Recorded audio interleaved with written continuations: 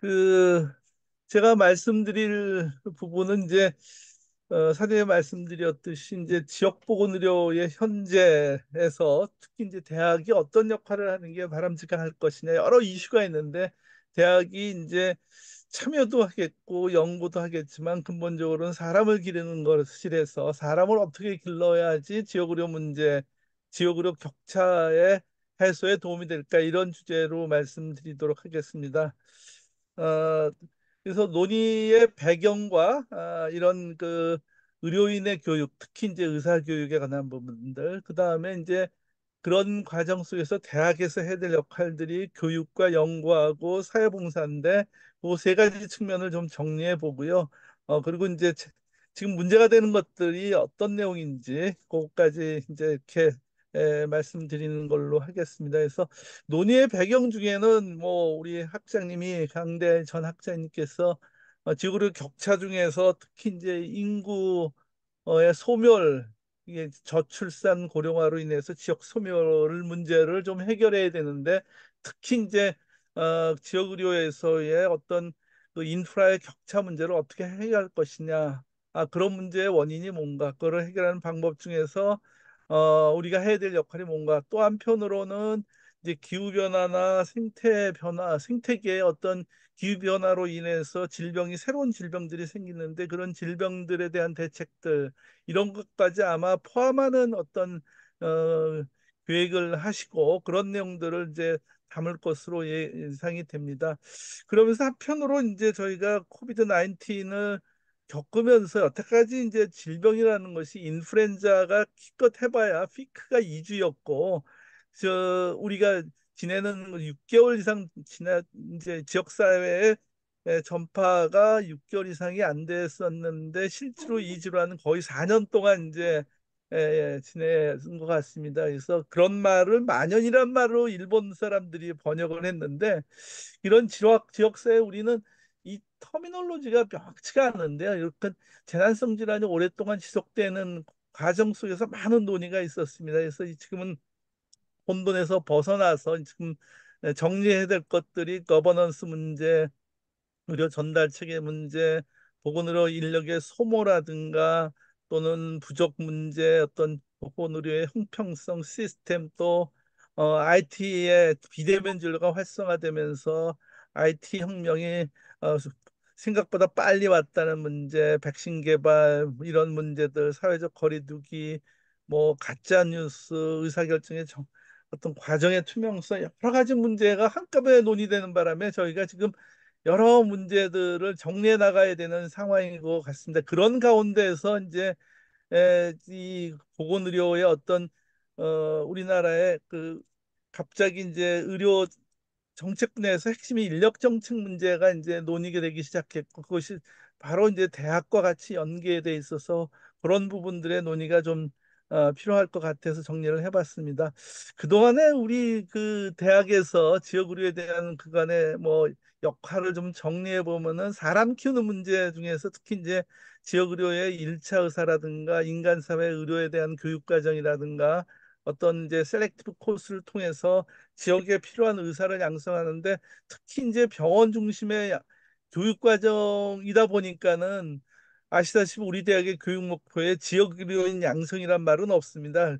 제가 15년도 2015년도에 조사했을 때도 딱 한 개 대학이 그 대학의 교육 목표 중에 지역 의료 의사를 키워내는 그런 목표가 있었고 나머지 대부분의 대학들은 이제 프로페셔널리즘이라든가 또는 뭐 의과학자 양성이라든가 뭐 이런 어떤 전문적인 의료인을 키워내는 대로 목표가 있는데 앞으로 이런 대학의 교육 목표를 좀 더 고민해야 될 때가 아닌가 이런 시점이라는 말씀을 드리고요.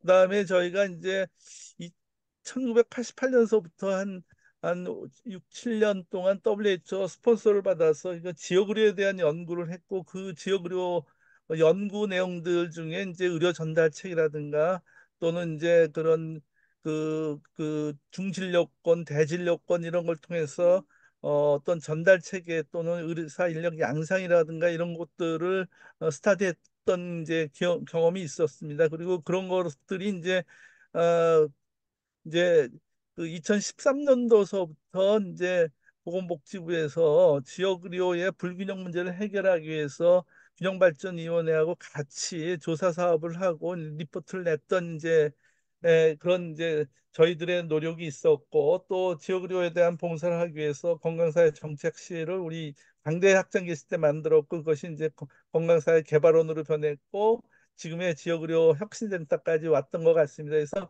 이런 우리의 경험들을 좀 더 정리를 해보는 시간이 이번 시간인 것 같습니다. 좀 전에 말씀드렸듯이 이런 지역으로 격차 문제를 해소하기 위해서 지역에 맞는 의사들을 어떻게 양성할 것이냐, 이제 그 부분이 이제 아주 쉽지 않은 내용들입니다. 그래서 그 베드사이드에서 커뮤니티 사이드로 바꾸는 정책들을 이행하려면은, 또는 교육 과정을 바꾸려면은 쉽지 않은 교육 과정들을 어떻게 어떤 내용으로 만들어 갈 것이냐, 그리고 이제 그런 현안들이 무엇인가, 이런 것들 좀 정리해 보고 앞으로 우리 대학에서 어떤 인재를 키울 것이냐 고민을 해보도록 하겠습니다. 그래서 현재 이제 가장 큰 문제가 되는 것은 우리나라의 의사의 불균형 문제인데, 이것이 상대적인 것인지 절대적인 것인지 논란이 많습니다.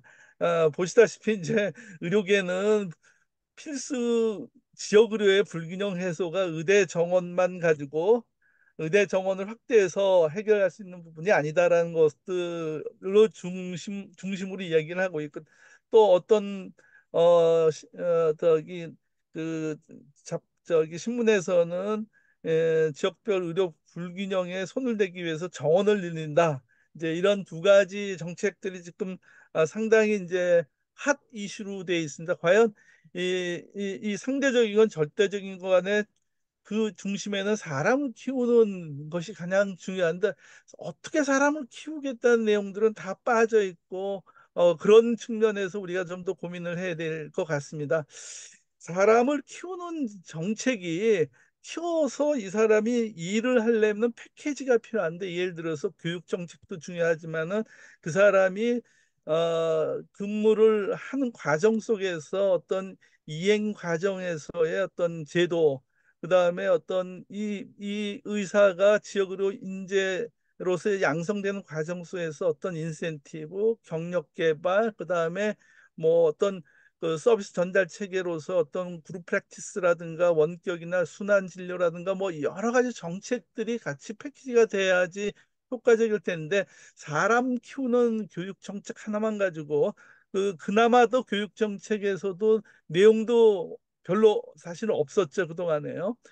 그래서 이제 실제로 지역 의료에 필요한 인재를 양성하려면은 교육 정책서부터 좀 더 다듬어야 되겠다, 이제 이런 취지에서 제가 2016년도에 이 슬라이드를 만들어 봤습니다. 그래서 그런 내용 중에서 지역 의료 인재를 키우는 전략들이 몇 가지가 있는데, 하나는 일본처럼 의과대학을 따로 만들어서 지역 맞춤형 선발을 하고 교과정을 따로 가지고 있는 나라도 있고, 또 하나는 이제 학교의 캠퍼스, 예를 들어서 호주 같은 경우에는 루럴 클리닉 스쿨이라는 형태의 과를 새로 만들어서 운영하는 경우도 있고, 미국도 리지널 메디컬 캠퍼스 같이 지역 맞춤형으로 사람을 선발해서 주로 이제 예, 그 인터뷰죠. 그래서 적절한 사람을 뽑아서 1년 이상 교육을 맞춤형으로 하는 그런 식의 이제 그 지역의료 캠퍼스가 있고, 또 하나 이제 지역의료 특례 입학 제도가 있습니다. 그래서 일본 같은 경우는 지역특 선발, 우리는 지역의사제죠.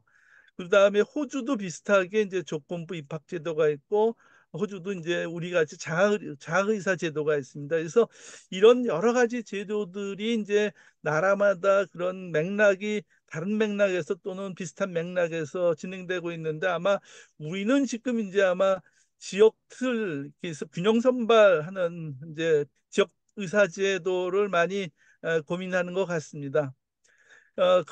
그런 과정 속에서 제일 중요한 것들이, 이런 의사를 키우려면은 제일 먼저 이제 그 학교에서의 어떤 사람을 선발할지 위한 인재상을 만들고, 그런 인재상에 합당한 사람을 선발하고, 그다음에 지역의 주민들, 지역에 있는 사람들이 이런 사람들을 선발하는데 참여를 하고, 또 그런 사람들을 키우는 교과 과정을 만들고, 그다음에 어떤 지원을 통해서 정착하도록 하고 이런 내용들 인재상섭부터 선발, 교육, 활용, 지속근무 이런 일련의 어떤 그 정책 패키지가 만들어져야지 아마 지역 균형 문제를 해결할 수 있지 않겠느냐. 어떤 격차 문제를 해결하기 위해서는 단순히 사람 하나만 만드는 게 아니고 사람이 어떤 사람이 필요한데 어떤 사람을 뽑겠다. 이런 것들이 대학에서 만들어져야 이것이 성공하지 않을까 이렇게 생각이 듭니다. 그래서 그런 측면에서 보면은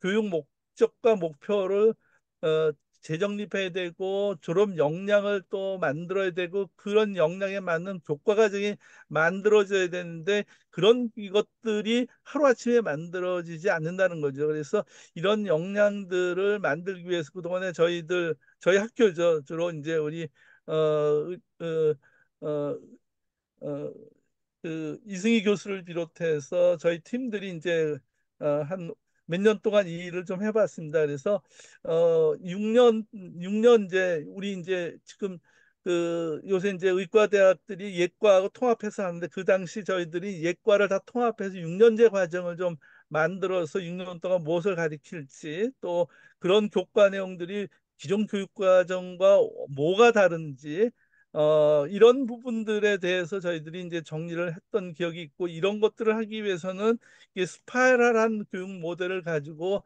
끊임없이 1학년 때서부터 졸업 후까지 어떤 어, 계속 노출되면서 이 사람이 앞으로 해야 될 어떤 미래를 준비하는 시간들을 상당히 많이 갖는 이런 스파이럴 형의 교육 모델을 만들자 이런 이제 논의를 했었던 말씀을 드립니다.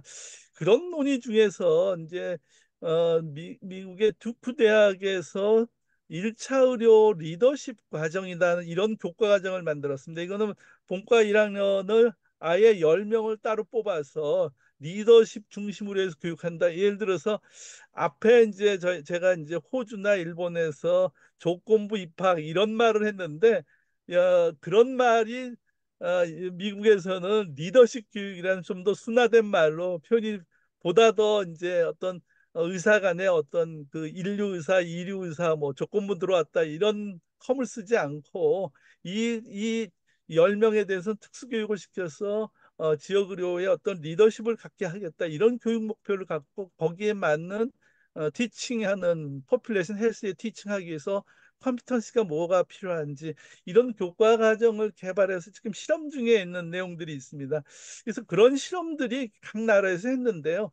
그런 실험들 한 거를 제가 이제 2015년도에 호주하고 일본에 이제 관련된 어, 교수님들과 이제 같이 모여서 이제 토론한 내용들이 있는데 최근에 그 아웃컴을 리뷰한 내용들이 일본 것들이 최근에 이제 논문인들이 나왔는데 이제 지지의과대학과 이렇게 이제 지역 선발을 하고 거기에 스칼라십을 준 거 장학금을 주는 경우하고 장학금만 주는 경우하고 그냥 쿼터 그 지역 선발을 그냥 놔둔 경우하고 여기에 이제 일반 대학하고 비교를 했는데 지지의과대학 애들이 이제 보니까는 이제 여기 코스트는 많이 드는 반면에 얘들의 이제 그 지역에 남아서 일을 하거나 또는 또 의사고시 패스하는 거 뭐 이런 것들이 가장 그 성적이 좋은 걸로 나오고 그 다음에 쿼터에다가 지역 선발에다 스칼라십을 준 게 훨씬 더 이제 효과가 거의 지지대학에 이게 버금갈 정도로 좋더라. 다만 이제 비교했을 경우에 이제 요게 이제 일반 대학 출신이죠. 일반 의과대학 출신하고 지지대학 출신하고 의과대학 그 의사고시 합격률을 보니까는 한 98%고 일반 대학은 87%더라고요. 그래서 그런 이제 비교를 하면서 이런 그 지역 쿼터제도 그냥 할 게 아니고 하더라도 장학금이나 이런 것들이 있고 더 중요한 거는 얘들을 키우는 교과 과정이 이제 여기서 에듀케이션 폴리시 이제 그 밑에 이제 제가 말씀드리고자 하는데 이게 코호트 스타디인데 결국은 에듀케이션에 필요한 어떤 머디들이 있어서 이런 에듀케이션을 끌고 나가는 이런 부분들이 뒷받침되지 않으면은 이런 지역 정착이라든가 지역 격차를 해소하는 의사로서 역할을 제대로 못한다. 이제 이런 뜻에서 이제 아마 최근에 리포트가 나왔고 호주도 비슷한 그 코호트 스타디를 했는데 결국 어 학생들이 어떤 지역에 노출되게 하고 시간이 지나면서 그런 그 지역 단위에서 스타디하고 교육을 받고 이런 것들이 결국 걔들이 나가서 루럴 에어리어에서 프랙티스 하는데 도움이 되더라. 이런 이제 논문들이 이제 나와 있습니다. 결국 우리도 교과 과정을 만드는 과정 속에서 단순히 늘리는 게 문제가 아니고 그 교육 과정을 끌고 가기 위한 어떤 교육 위원회라든가 교육 시스템이 학교 내에 만들어야 된다. 특히 이제 우리 이제 지역으로 혁신센터 같은 곳에서 이런 스타디를 하고 이런 이제 모델을 제시해야 될 그런 상황이 아닌가 이런 생각이 들어서 이제 정리를 해봤습니다. 그래서 우리 이런 교과 과정을 개발을 위해서는 각 대학의 학과도 필요하고 어떤 지원센터가 있어야지 결국 지역으로 이제 양성이 되더라. 그런 것들은 이제 소결로 말씀드리고요. 두 번째는 이제 제가 이제 이런 것들을 하는 과정에서 대학의 역할이 이제 어떤 연구인데 이 연구가 결국은 앞서서 사람을 키우는 과정 속에서 연구에 노출시키고 또 사회봉사에 노출시키고 그럼으로 인해서 한편 더 이런 격차 문제에 관심을 많이 갖게 하고 그 문제를 해결하기 위한 인재를 키우는 그런 방법론으로 이제 어떤 연구에 관한 부분들을 조금 더 생각해 보기로 하겠습니다. 아마 제일 우리 지역의료 격차 문제에 대해서 조사 많이 하는 거는 우리 청인대 질병청에서 매년 이제 한 20만 명을 가지고 지역사회 건강 조사를 하죠. 그 결과가 이제 지역에서 피드백에는 되는데 이 피드백에 관련된 내용들에 아마 우리 이런 혁신센터가 이 피드백을 잘 활용할 필요성이 있겠다. 이 결과를 이용해서 리서치라든가 건강 문제를 해결하는데 어떤 단초를 찾아서 할 수 있는 그런 내용이 되지 않을까 그런 말씀을 드리고요. 그걸 중에 하나가 저희가 이제 성북골 대상으로 한번 그런 지역 그 건강 문제를 그러니까 기능이 떨어져서 질병이 되기 전 단계 기능이 떨어지면서 기능을 유지시켜 주면은 지역 사회에서 건강에 지낼 수 있는 이런 이제 가설을 가지고 이제 그 앞서서 이제 우리 건강조사 데이터를 활용해서 이제 이런 스타디를 해보고 결국 이제 그 스타디는 결국 학교가 하는 역할이라는 것이 단순히 스타디만 하는 게 아니고 그런 그게 교과 과정의 일부로서 연구를 병행하고 이 대학이 지역사회와 같이 가는 어떤 시스템적으로 지역사회 일원이고 지역사회가 변화하면은 대학도 그에 따라서 변화하고 지역사회에 맞는 인재를 키워내고 이런 교과 과정과 연구가 병행하는 참여적인 어떤 파티시파토리 리서치 컨셉트가 많이 필요한 부분들이 이곳이 아닐까 이제 이렇게 생각을 합니다. 그래서 그런 연구의 일환으로서 이제 이런 내용들이 지역 주민의 참여가 건강에 도움이 될까? 예를 들어서 참여가 확대되면은 신체, 인지, 영양, 구강의 어떤 이차적인 결과가 좋아짐으로써 전반적으로 삶의 질이 좋아지고 건강성이 늘어나더라 이런 실험을 하고 그 과정 속에서 이제 학생들을 키우고 학생들이 지역에 대한 관심을 갖게 하고 이런 것들이 이제 앞으로 지역으로 혁신센터에서 고민해야 될 부분이 아닐까 이렇게 생각해서 이제 사례를 하나를 드렸습니다. 그래서 이 사례는 제일 중요한 부분들은 지역 패시리테이터를 개발해서 이 패시리테이터가 지역 주민들하고 같이 프로그램을 그 지역에 맞는 프로그램을 개발하고 그걸 통해서 이제 지역사회 건강을 어, 향상시키는 이런 전략으로서 이제 생각해서 첫 번째 문제를 발견해서 문제를 정의하고 의사결정을 하고 대안을 마련하고 대안을 평가하고 이런 과정들이 학교가 들어가서 도와주는데 다만 학교가 해야 될 부분들은 지켜보면서 패실리테이터가 도와주면서 이렇게 지역사회 주민들이 문제를 해결해 나가는 이런 참여적 프로그램들이 하나의 전략으로 중요하지 않을까 그렇게 생각을 합니다. 다만 이제 이 과정 속에서 저희가 이 건강 조사도 해보고 두 번째로는 뭐 이런 리서치에 필요한 노인 건강의 항목도 개발해보고 또 하나 이런 이제 그 내용 중에 어떤 뭐 프로그램들입니다. 이제 대면 프로그램도 있고 코비드 19의 비대면 프로그램을 해서 이제 해봤다 이런 말씀을 이제 드리면서 결국은 지역의료 인재 양성하는 그 리서치라는 것들은 결국 지역 사회에 필요한 어떤 니드를 파악하고 같이 조사하고 같이 연구하고 이런 과정 속에서 사람이 만들어지지 않겠나 이제 그런 의미에서 이제 두 번째 이제 연구가 어떤 역할을 할 것인지에 대한 말씀을 드리고요.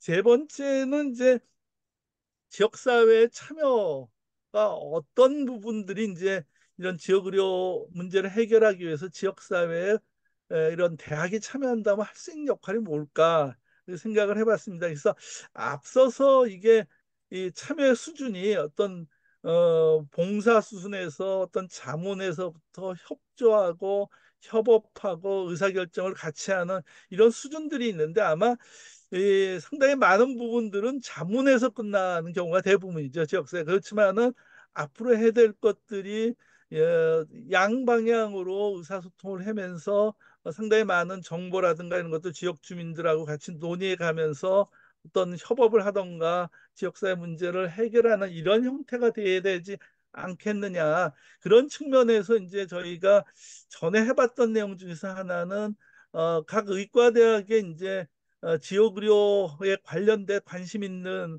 학생들을 여름방학 때 이제 캠프를 만들고 이 캠프 이후에 지역사회 의료기관하고 보건소하고 뭐 지방공사 의료원하고 멘티 멘토 프로그램을 만들어서 쭉 끌어나갔던 이런 것들이 이제 전략적으로 좀 필요하지 않겠느냐. 지역 의료 인재를 키우는 방법 중에서는 이런 캠프라든가 또는 멘티 멘토 이런 프로그램들이 중요한데 그런 것들을 이런 이제 지역의료 혁신센터에서 좀 만들어서 운영하면 어떨까 이제 그런 말씀을 드리고요. 그다음에 이제 최근에 제가 자문을 좀 해달라 그래서 이제 평창군에 간 게 있는데 가만히 보면서 제가 저도 저런 프로그램들이 진행되고 있구나. 예를 들어서 평창군에 이제 건강위원이라는 거를 만들어서 마을마다 건강위원을 뽑고 그 건강위원 중심으로 해서 그 마을의 건강 문제를 디파인하고 프로그램을 만들어 나가더라고요. 앞서서 제가 이제 그런 성북구를 했었던 거하고 거의 비슷한 내용인데 다만 이것은 이제 에, 구 단위가 아니고 면 단위에서 각자 이제 어떤 건강위원들 이게 뭐 하는데 제가 보니까 한 1년에 한뭐 운영비로 조금 지원을 하는 것 같더라고요. 그래서 제가 이제 초대받아서 간 거는 그런 이제 운영위원회의 어떤 활동을 보고하고 성과대를 이제 하는데 좀 이제 어, 과거 했던 우리 이제 성북구 얘기를 좀 해달라 그래서 가서 이제 했던 기억을 이제 여러분들하고 나누기 위해서인데 내용 자체를 보면은 이 아까 이 자료 자체는 우리 이제 질병관리청에서 하고 있는 지역사회 건강조사 내용입니다. 이제 그런 건강조사 내용들을 다 정리를 해서 뭐 사망률이 어떻고 그다음에 건강 수준이 어떻고 예를 들어서 강원도하고 평창군하고 비교해서 안 발생률이 높다든가 삶의 질의 문제도 우울감 뭐 이런 데이터들을 지역 주민들이 이제 이해하게 하고 그다음에 어떤 지역의 흡연율 그다음에 아침 식사 뭐 건강 수급률 이런 데이터를 가지고 결국은 이제 그 읍면에 있는 그 건강위원들이 자기 지역의 중점으로 올해 하나 동안 하고 싶은 내용이 뭐냐를 결정하는데 보니까는 이 대관령면은 신체 활동 시청률이 12.2% 그러니까는 아마 전국이 20,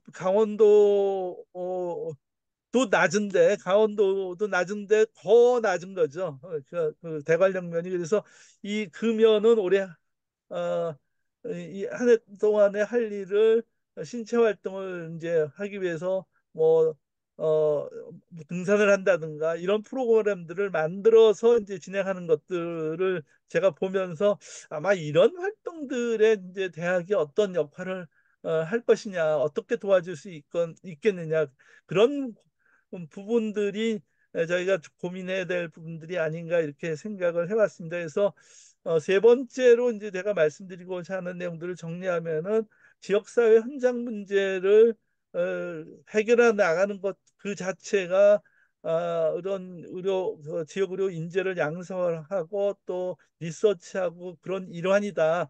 그래서 대학의 역할인 사람을 키우고 또 연구를 하고 참여 활동 이것들이 궁극적으로는 지역 의료 인재를 키우는 이런 데 초점을 둬서 진행돼야 된다 이런 말씀을 이제 드리고 전체 이제 이런 것들을 말씀드리면서 제가 이제 몇 가지 이제 지금 이슈를 정리를 좀 더 해봤습니다. 그래서 첫 번째 이슈 중에 하나는 이 코로나 이후에 이제 앞으로 의료계 의사들을 어떻게 키워야 되느냐 이런 논의들이 이제 많이 이루어지는 것 같습니다. 우리는 뭐 의사나 간호사나 가지고 있는 전문적인 역량들이 있는데 실제로 이제 코비드 19를 극복하면서 보면 팀 어프로치라든가 여러 가지 소통의 문제, 어떤 리더십의 문제 이런 것들이 상당히 많이 제기돼서 그런 그런 것들을 키우기 위해 사람을 키우는 이제 대학에서 그런 능력들, 통합 역량을 좀 더 통합적인 능력을 키울 수 있는 역량들을 새로운 역량으로서 이제 디파인하고 이런 역량을 키워야 돼서 그 역량 중에는 이제 어떤 사고에 비판적 사고를 한다든가 통계를 보면서 그 통계에 대한 대체 어떤 의미를 끌어낸다든가 그다음에 남하고 같이 협력하는 것, 윤리적인 것들 뭐 의사소통, 뭐 팀워 이런 복합적인 역량들이 이제 필요하다 이런 것들이 이제 제기되고 한편으로는 전문적 역량도 근본적 역량이 더 강화돼야 될 필요가 있다. 예를 들어서 각종 뭐 코비드 19 바이러스가 진화하면서 그 바이러스에 대한 어떤 의미라든가 과학적 어떤 사실 뭐 이런 부분들을 파고들면서 이게 진실인지 아닌지 이런 근본적인 역량도 강화될 필요성이 있겠다. 이제 그런 것들이 이제 앞으로 의학 교육에서 상당히 중요할 것이다라는 것들이 지금 얘기되고 있습니다. 그래서 저희가 앞으로 이제 그 사람을 키우려면 어떤 통합적 역량을 갖는 사람뿐만 아니고 근본적인 어떤 문제 해결을 위한 고민을 하는 이런 여러 가지 역량을 좀 키울 필요가 있다. 이제 이런 말씀을 드리고요. 두 번째는 이제 과연 지역의료 격차 문제가 의사의 수의 문제인가 또는 어떤 배치의 문제인가 뭐 이런 것들에 대해서 지난달 뭐 주수호 전 의협회장이 쓴 것 중에서 한 가지 제가 맞는 사실 중에 하나가 이제 병원에서 전공의 3천 명이 사라짐으로 인해서 나타나는 것들이 그래서 전공의 워크로드가 많이 커졌다는 거죠. 따라서 이 워크로드가 커지면서 예를 들어서 뭐 소아과라든가 내과라든가 힘든 과를 더 안 하게 되고 기피하게 되고 이런 현상이 증가되는데 그 문제 해결 방법들이 이렇게 전공의가 이제 3년제, 4년제, 3년제를 줄어든 거에 대해서 지도 전문이라든가 전문의가 늘어나야지 워크로드가 이제 해소되는데 병원이 이 문제를 거의 해결을 안 하고 다 이 워크로드를 이 레지던트들한테 넘겨버렸다. 이제 그래서 지금 뭐 나타나는 문제가 필수 의료에서의 의사 부족 문제, 어떤 이제 워크로드 문제 이게 근본적으로는 최근 10년 사이에 이런 문제에 대해서 해결을 못했기 때문에 나타난 거다. 이거는 일반 맞는 소리인 것 같습니다. 그래서 통계로 보면은 실제로 이제 환자 수가 줄어들고 있다. 이게 하필이면 피부과하고 안과만 이제 예를 들어놨는데요. 이런 쪽으로 이제 의사들이 가다 보니까는 뭐 그쪽 부분에서는 의사가 많아져서 실제로 워크로드가 줄어들고 개원가 쪽에서는 이제 수입이 줄어든다. 이제 그래서 최종적으로는 의사의 수에 관한 부분들은 이런 어, 졸업하고 나서 트레이닝 받고 나서의 어떤 무엇을 선택하냐, 어떤 거를 선택하냐 이것과 또 연관돼 있고 그래서 여러 가지 복합적인 문제에 대한 인식을 하고 해법을 찾아야 되겠다. 이제 이런 말씀을 드리고요. 세 번째는 정부가 예를 들어서 그러니까는 의료 의사의 배치 문제에 대해서 이제 정책적으로 관여하는 것이 이제 윤리적으로 맞겠느냐 이런 내용들입니다. 그래서 아까 이제 그 에티컬 이슈에 대해서 일본에서 고민했던 것들은, 그러니까 우리가 이제 자본주의 사회에서 최대 다수의 최대 행복을 추구하기 위해서 그 의사 인력들을 어떤 직업의 자유라든가 뭐 이런 걸 보장해야 되지만은, 또 지역적인 배치도 보장해야 되지만, 한편으로 지역적으로 이제 문제가 발생하는 부분에 대해서 정책이 들어가서 형평성 있게 평등주의 입장에서 문제를 해결한다, 이런 윤리적인 측면, 자유주의적 직업 선택의 자유가 있다, 또 신체 거주 이전의 자유가 있다, 거주에 대한 어떤 헌법적인 문제가 있는데, 그거를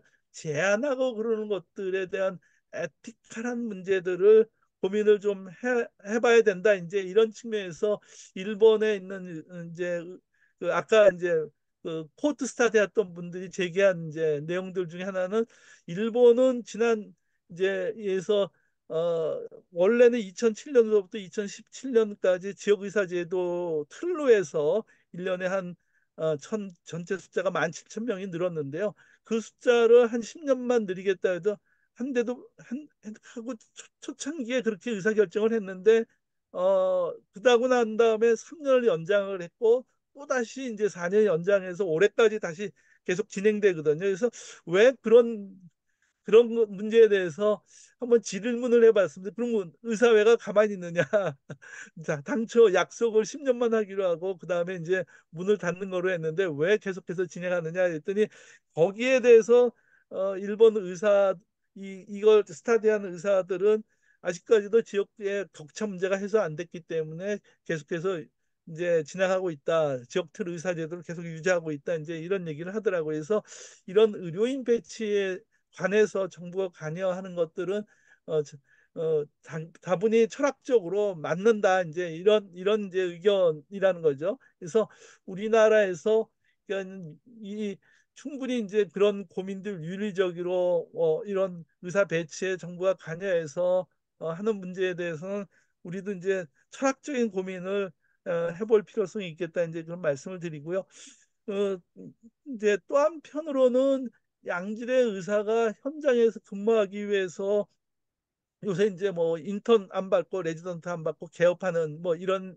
사람들이 늘어나더라. 이제 늘어나는 숫자가 뭐 상당히 많이 늘어나는 게 100명 단위로 이제 늘어나고 있다. 이제 이런 건데, 결국은 이제 이런 의과대학을 졸업하고 트레이닝을 안 받고 곧바로 이제 개업하는 이런 부분들에 대해서 정부가 이제 개업 면허를 이제 만들겠다, 이제 그런 생각을 가지고 있는 것 같습니다. 근데 저는 이제 이 보수 교육이, 그러니까는 의과대학 나와서부터 학회 수련병을 거쳐서 개업하게 되면 이제 의사협회라든가 이런 데에서 이제 보수 교육에서 관여를 하는데, 의과대학에서는 전혀 이런 보수 교육에 대해서 우리가 고민을 안 하는 것 같은데, 저는 거꾸로 의과대학에서 어떤 그 평생 교육이란 측면에서 어 다시 의과대학 역할을 좀 익스텐드 시켜야 되는 게 아닐까. 수련병원이나 전문 학회뿐만 아니고 이런 수련 과정에서, 전공의 과정에서의 전공의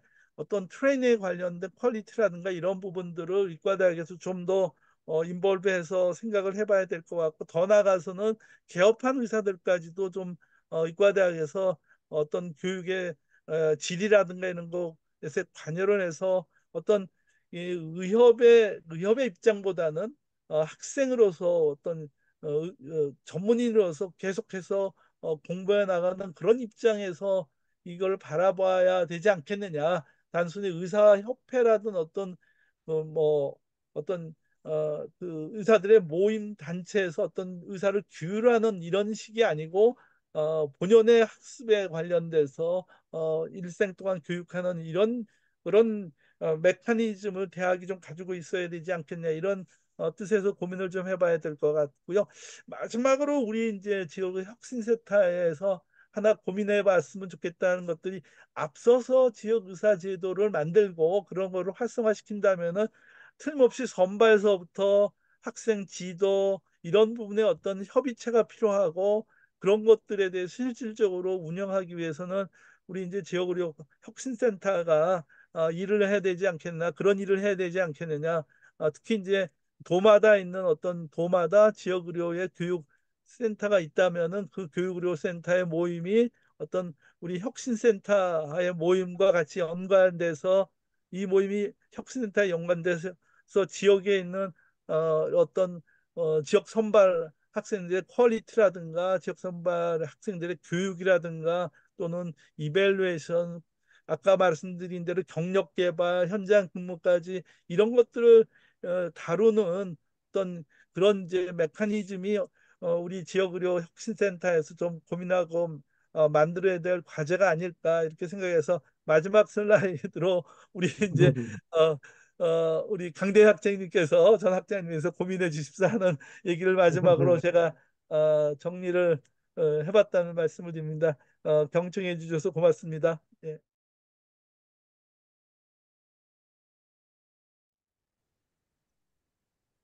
감사합니다. 그 제일 마지막 슬라이드 사실은 우리 지금 여기 오늘 오신 분들을 제가 쭉 훑어보니까 뭐 포항, 안동, 경북, 경남, 전북, 남원, 보건소, 뭐 지자체 굉장히 많이 들어와 계시고요.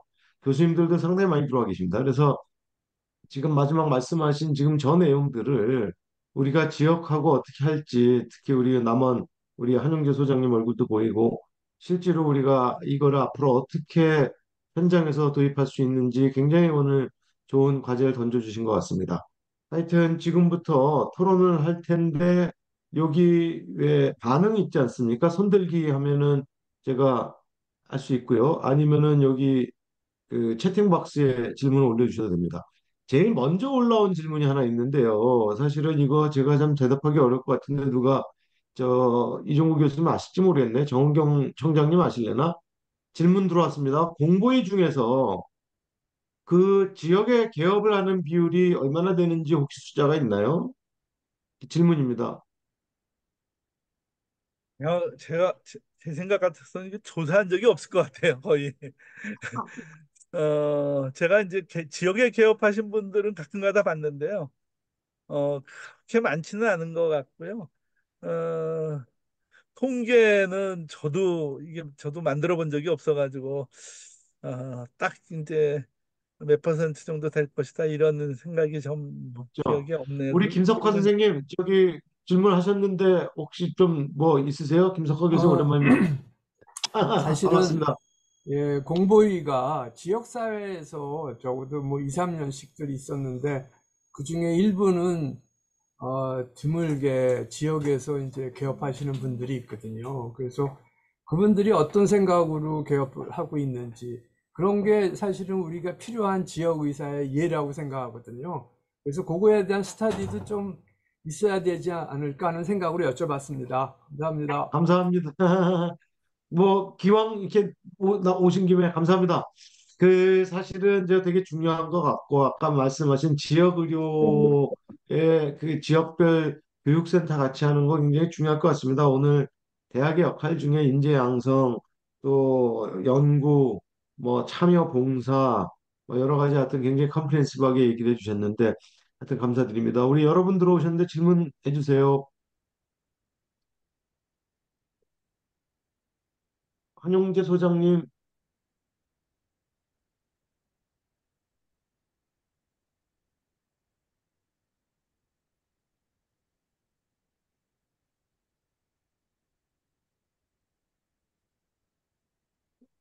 오늘 생각보다 인력이 많이 들어와서 토론이 쉽지는 않을 것 같은데 그래도 뭐 코멘트도 괜찮습니다.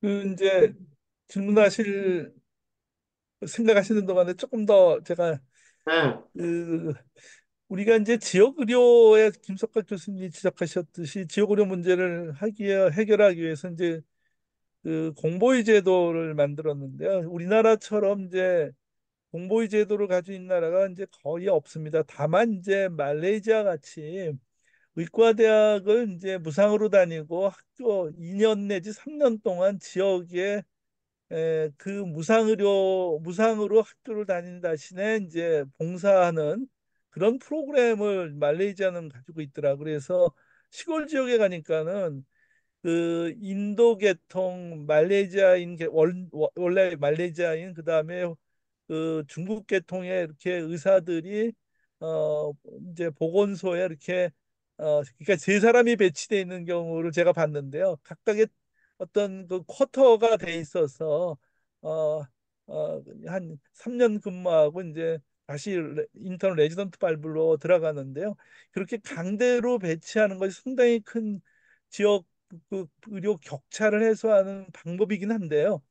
그게 이제 78년도에 이제 만들어진 제도입니다. 전두환 대통령 시대에 만들어져서 그게 이제 그 후에 89년도, 88년도에 이름이 바뀌어서 농특법으로 바뀌고 그 농특법으로 바뀌는 시점에서 이제 보건 간호사 제도가 들어왔거든요. 그러니까 우리 이제 그 너스 프랙티셔너죠.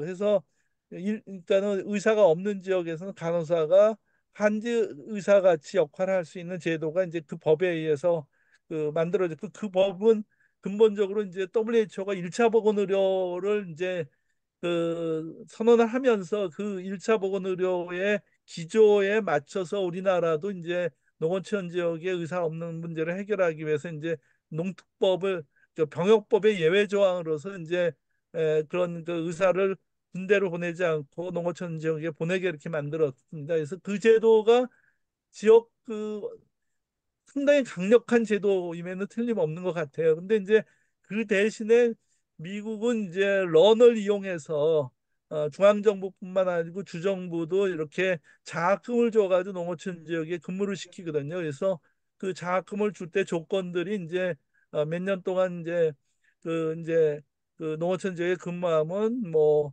론을 유예시켜 주든가 이제 그런 이제 제도들이 이제 미국도 있고 그거를 저희가 상당히 본받아서 장학의 제도를 이제 만들어 거죠. 그래서 장학의 제도는 농특법이 생기면서부터 이제 상당히 대상자가 줄어들어서 제가 과장이었을 때 이제 장학 간호사하고 장학 의사를 뽑지 않는 이제 이런 결정을 내렸고 그거를 다시 이제 최근에 와서 2018년도쯤인가요? 다시 리바이벌해서 지금 이제 장학의 제도를 활용을 해서 농어촌에 갈 의사들을 이제 보내는 이런 이제 정책으로서 다시 리바이벌 한 것 같더라고요. 그래서 지역 의료 문제를 해결하는 전략들이 네, 여러 네, 가지가 있습니다. 예. 그렇습니다. 하여튼 뭐 굉장히 복합적인 질문 이 내용이 필요할 것 같습니다. 지금 오랜만에 우리 노예린 교수님이 질문하신 내용이 지금 여러 가지 있는데 그 중에서 이 수도권과 지방 간의 의료진의 차이들가 있습니다. 노예린 교수님 계시면은 직접 얘기 좀 해주실래요? 오랜만이에요.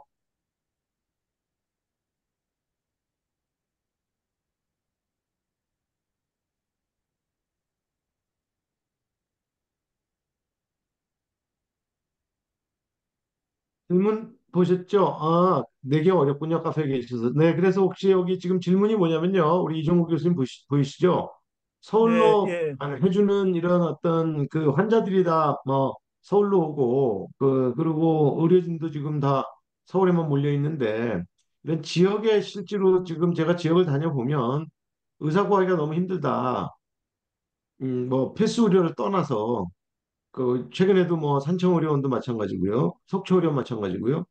그런 어떤 정책이나 제도적인 보완이 있을까요? 이종구 교수님? 예를 들어서 환자 풀이 전국 단위에서 운영돼야 될 필요성도 있고 또 그렇지 않은 경우도 충분히 있을 겁니다. 예를 들어서 뭐 뭐 이 이 응급의료 니드 부분들이 계속해서 어떤 이제 재난이 변화하면서 어떤 재난성으로 가는 응급의료도 있고 그렇지만 단순히 이제 개인적으로 어떤 상해나 뭐 이런 것에 의해서 이제 국한돼서 뭐 한두 명 발생하는 경우도 있는데 제 생각에는 어쨌든 의료 문제를 지역화시키고 지역에서 자체 충족적으로 해결하는 것이 가장 좋은 이제 현실적으로 가장 맞습니다. 좋은 방법이죠. 근데 이제 지금 거의 거기에는 맥락이 상당히 많은 비슷한 질문이, 네, 투자가 말씀하세요. 사람과 돈이 상당히 많은 투자가 필요하겠죠. 예. 네, 그렇습니다. 지금 이제 마지막 질문이 연결이 된 것 같은데요. 이걸로 마지막으로 하겠습니다. 경남의 공공보건의료단에서 올라온 질문인데요. 우리 그 이종국 교수님 마지막 슬라이드에 나와 있는 서울대 지역의료센터하고 지금 그림 그려주신 지역의 지역의료교육센터하고에 대한 어떤 실질적인 어떤 계획 또는 움직임, 특히 이제 거천국립대학이 복지부 이관에 대한 논의가 있지 않습니까? 그래서 그런 게 잘 기획되고 잘 엑스큐션 돼야 될 것 같은데 어떻게 하면 좋을지에 대한 질문입니다. 혹시 조금만 더 얘기해 줄 수 있을까요? 예, 이제 제가 호주 사례하고 일본 사례를 들었는데요. 일본은 이제 대학마다 과를 만들었습니다. 지역의료과 비슷한 거죠. 그래서 그 후생성에서 그 보조금을 이제 교수 보조금하고 조교 보조금 해가지고 많은 데는 한 6억 원, 우리 돈으로 6억 원이고 적은 데는 3억 원 정도에 주면서 교실을 운영하는 그런 시스템인지라고요. 그래서 그런 실체 버디가 없으면은 제대로 된 교육이 잘 안 될 거다. 이제 그런 것들이 이제 보여지고요. 두 번째 호주의 경우는 아예 이제 아까 농촌 스쿨을 만들었는데 1년에 한 20명씩 이제 농어촌 지역에 갈 애들을 따로 본과 3학년부터 교육시키거든요. 거기에 그 교육 센터 같은 역할을 하는 거죠. 그래서 그런 센터들이 이제 제가 보기에는 각 대학마다 이런 학생들 교육 위한 서포팅하고 교육하고 연구하고 뭐 조사하고 뭐 이런 일을 하는 것들이 이제 필요한데 전국 단위에서 이런 일들을 같이 코디네이션하고 조종하는 역할들 그리고 이제 이 상당히 이제 학생 선발들이 예를 들어서 다 이제 면접에 의해서 뽑거든요. 그래서 그 면접의 어떤 표준화라든가 그 면접을 위한 어떤 교수진들의 교육이라든가 이런 일들이 사실은 있어야 되거든요. 그래서 그런 것들이 이제 혁신센터에서 앞으로 했으면 어떻겠느냐 그런 의미에서 제가 이제 그림을 그려봤고요. 아까 말씀드린 대로 다른 나라들은 그렇게 이제 돈을 지원한다는 거죠. 예, 학교에다가 감사합니다. 대놓고. 자, 이제 이제 거의 1분 남았습니다. 오늘 첫 번째 세미나 아주 너무 활발한 토론도 감사드리고요. 우리 김은하 박사 다음 행사 소개 부탁드릴까요? 뮤트 음소거 아, 꺼주세요. 네. 지금 화면에 저희 정책 세미나의 다음 회차가 안내가 되어 있는데요. 제2차 세미나는 2월 8일에 같은 시간 12시에 시작을 합니다. 그래서 윤석준 고려대학교 윤석준 교수님께서 한국인의 질병 부담 및 지역별 건강 수명 격차를 주제로 다음 세미나 준비해 주실 예정이니까요. 많이 참석 부탁드립니다. 저희가 이 아까 모두의 정은경 교수 소개한 대로 한 달에 두 번, 두 번째, 네 번째 목요일 점심에 세미나를 일단은 좀 준비를 해봤습니다. 6개까지는 준비를 해봤는데요. 그 중간에 피드백을 받아가지고 앞으로 또 조금 더 발전된 모습으로 가도록 하겠습니다. 다음 세미나는 2월 8일 날 고려대학의 윤석준 교수가 한국인 질병 부담 지역별 건강 수면 격차에 대해서 해주시겠습니다. 그리고 아마 오늘 이종구 교수님 강의는 저희 그 지역센터 홈페이지에 올라갈 거고요. 그다음에 이제 오늘 참여해주신 분 아직도 지금 56분 계시는데요. 이분들에 대해서는 저희들이 또 계속해서 우리 센터의 활동에 대해서 안내해드리도록 하겠습니다. 뭐 하실 얘기 되게 많을 텐데 저희 그 홈페이지에 들어와서 의견 주시고요. 하여튼 오늘 좋은 강의 해주신 이종구 교수님 감사드리고요. 또 이 세미나 오거나이즈라고 애쓰신 정은경 교수 감사드리고요. 센터의 김은하 박사, 김정원 선생 깊이 감사드리고 늦게까지 참여해주신 여러분들 깊이 감사드립니다. 건강하시고 2주 있다 2월 8일 날 뵙겠습니다. 대단히 감사합니다. 안녕히 계세요.